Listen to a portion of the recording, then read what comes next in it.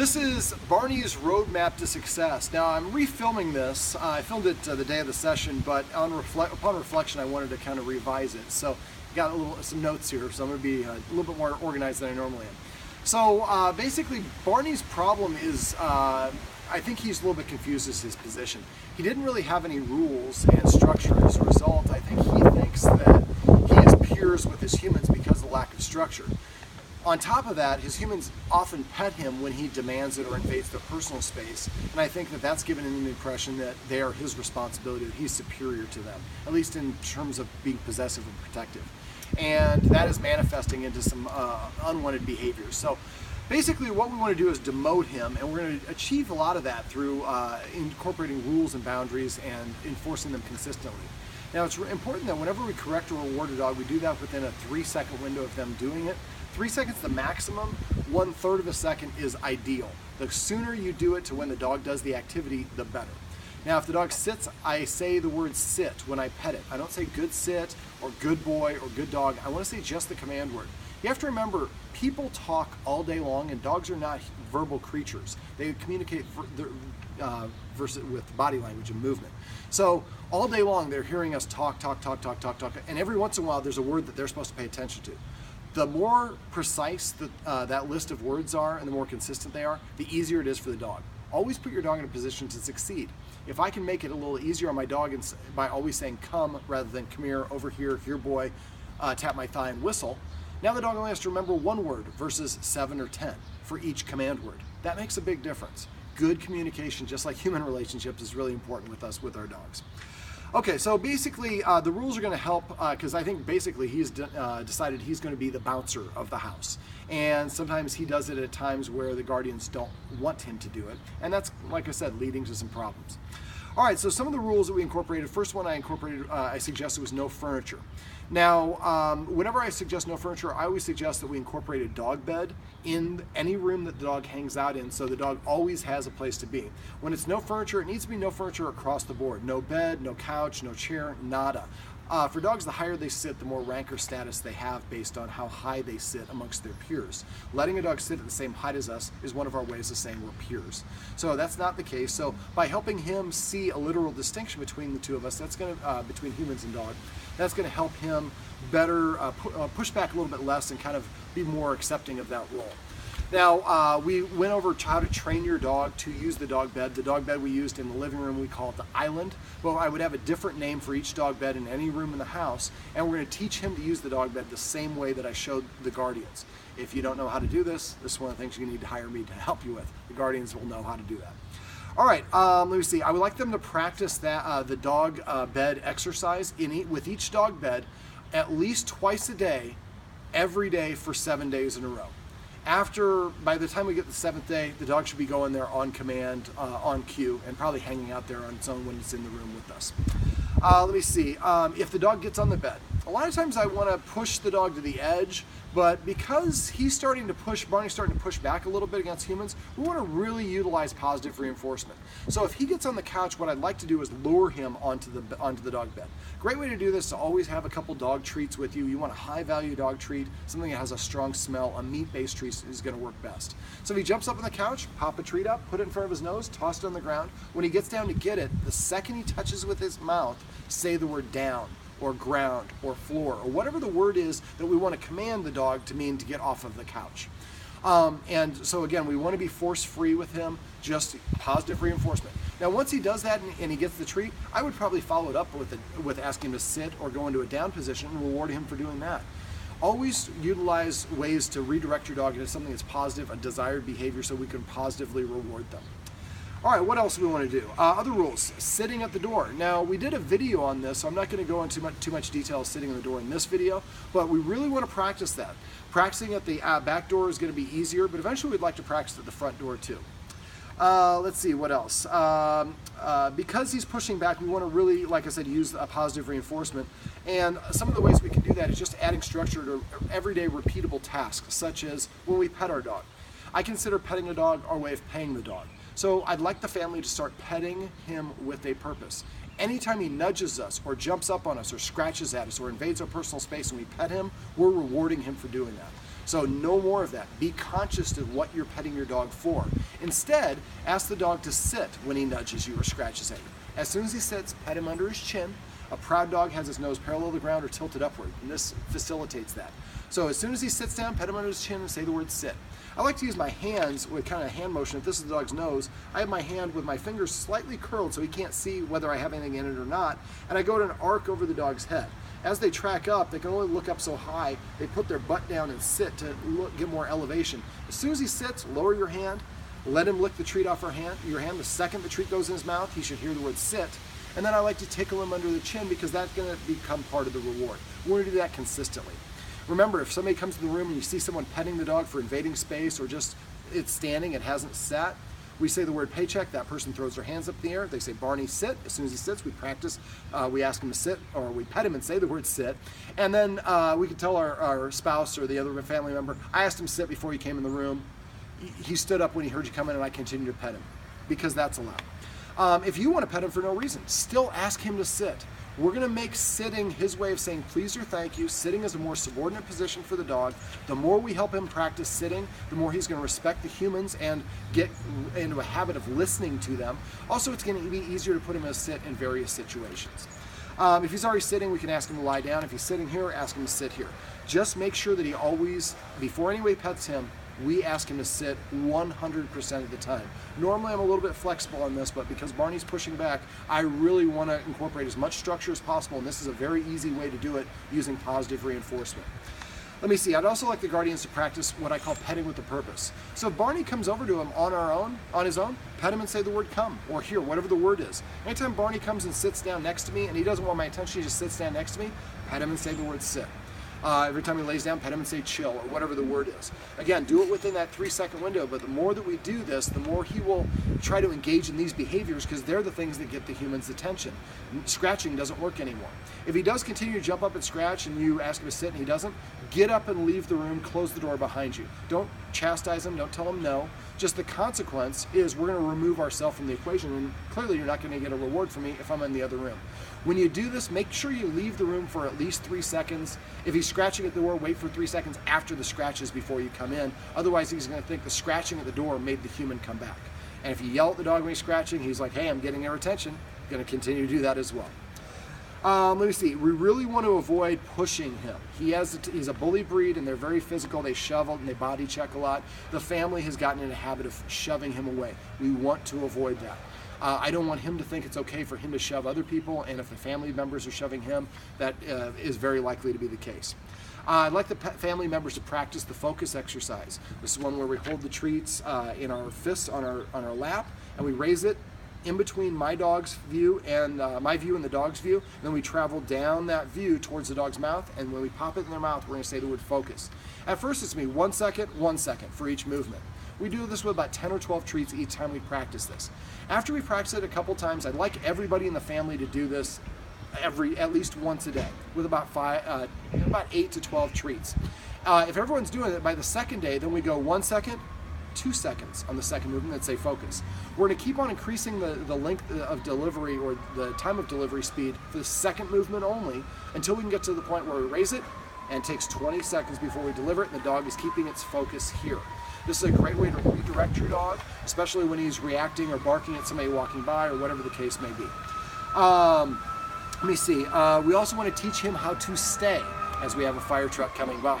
Now, the technique that I use, if you go to YouTube and just search for how to teach any dog the perfect stay, I think it's actually part 1, but there'll be a video that'll come up, it'll be black and pink and red color bars, and then the guy will start explaining how to do it. You want to teach your dog to stay for the 3 Ds. First, for duration. Keep practicing with duration only until the dog can stay for up to 5 minutes. Then we start moving away from the dog and working with distance. The last one was we practice with distractions, because that's real life.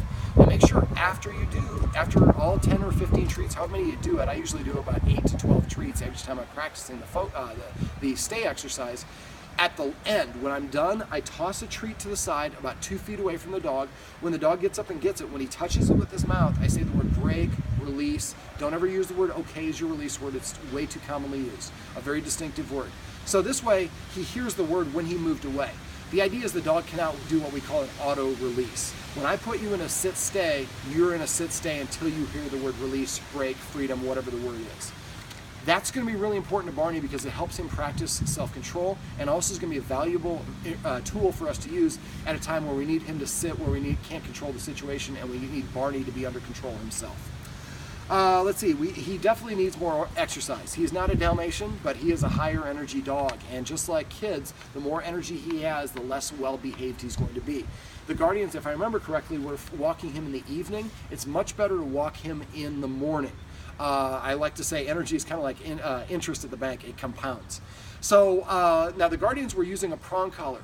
They're illegal in most countries. I never use them. I do not like my clients to use them. I don't like anybody to use them. I see a lot of trainers that say, argue about it. I'm sorry, it's the most invasive, harshest tool you could possibly use. And it will create stress on your dog if you use it on every walk. Instead, I introduced a martingale collar. I showed the Guardians how to add the special twist of the leash, and I gave them my special rules for a walk. Rule number 1, keep your arm hanging straight down and relaxed and loose. If you're pulling back, you're trying to pull the dog in position, you're putting tension on the leash, he's automatically going to pull against it. So keep your arm nice and relaxed. The dog rule number 2, the dog needs to stay next to you. His front shoulder should be aligned with your hip. If he moves too far in front and you pull up, because the correction is to pull up in a very quick tugging movement, popping movement.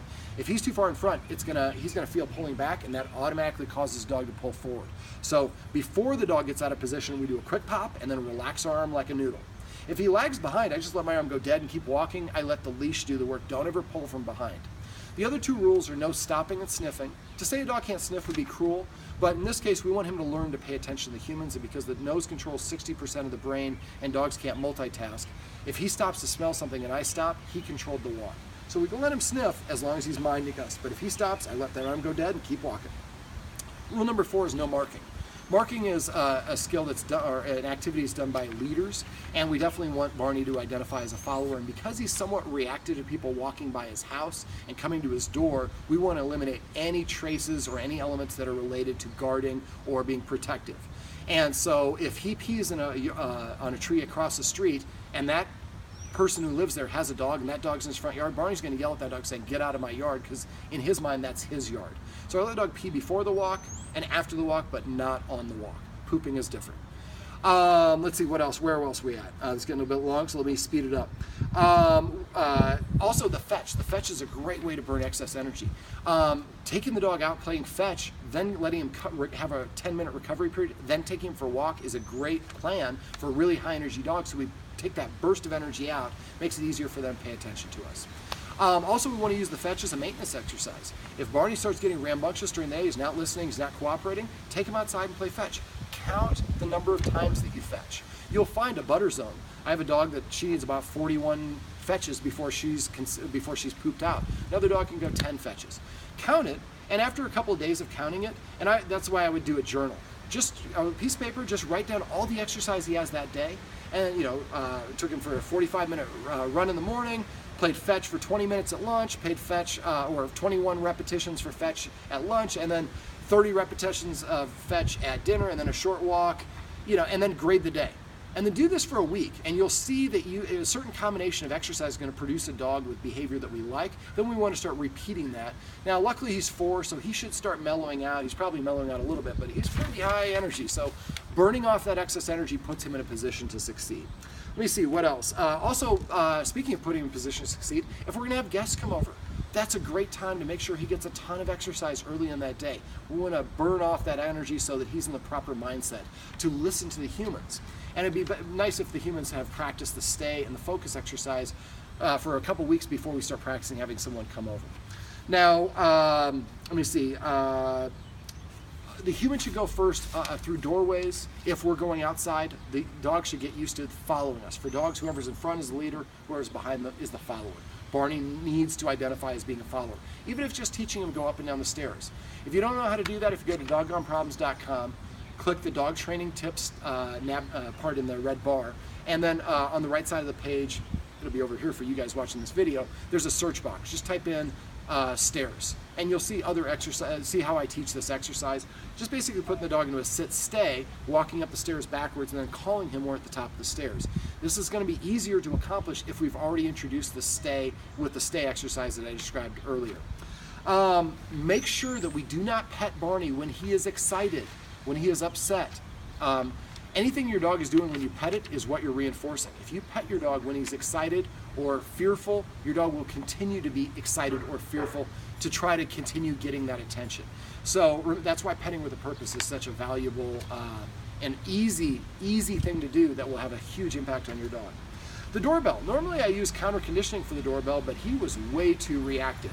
So I kind of went the other direction. This is the first time I've ever done it, but I basically just sat outside and we rang the doorbell about 1,000 times. Got to the point where he's just like, doorbell.